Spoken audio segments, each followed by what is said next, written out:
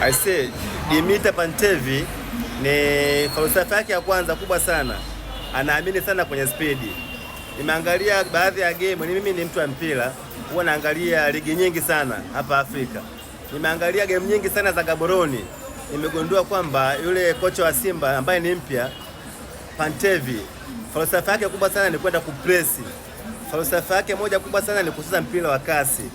Anaamini sana kwenye spidi yule kocha mpya wa Simba. Kwa hiyo ukilinganisha falsafa ya mwalimu na quality ya wachezaji wa Simba au energy ya wachezaji wa Simba au edge ya wachezaji wa Simba ni the same, vinafanana, unaelewa? Kwa hiyo naona kabisa Pantev anaenda kuswitch mbinu zake kwa Simba bila kutumia nguvu kubwa, kwa sababu amekuta wachezaji ambao wana energy ya kutosha, wana pulling ya kutosha, wana kila kitu ambacho mwalimu Pantev anakitaka.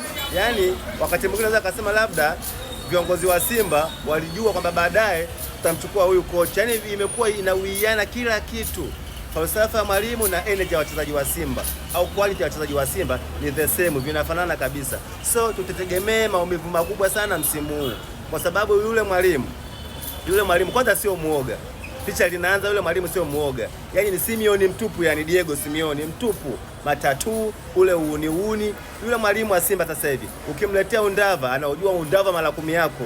Ukimletea usanii ni msanii kupitiliza. Ukimletea bangi yule mwenyewe anakula mpaka analala nazo yule mwalimu wa Simba. So tuwe makini sana timu pinzani ambazo zinaenda kucheza na Simba msimu huu, kwa sababu ni mwalimu ambaye anajua fitina zote, anajua plani zote, ana kila kitu ambacho anaweza akawaambia wachezaji na wakapata matokeo chanya, unaelewa?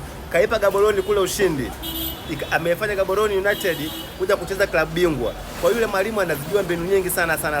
Kwa hiyo hapa Simba naona kabisa unyonge basi.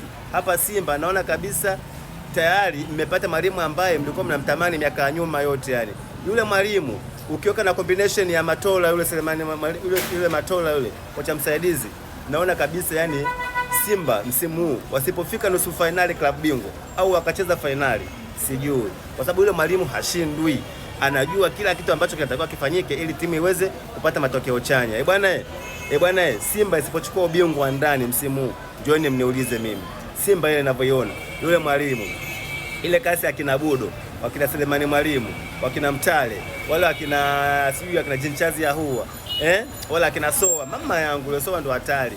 Na huyu mwalimu anavyopita wachezaji vijana, sisi ambao timu zetu zimejaa wachezaji wazee, sijui itakuwaje. Yani sijui kama hatujaoga goli nyingi safari kwa Simba, sidhani yani.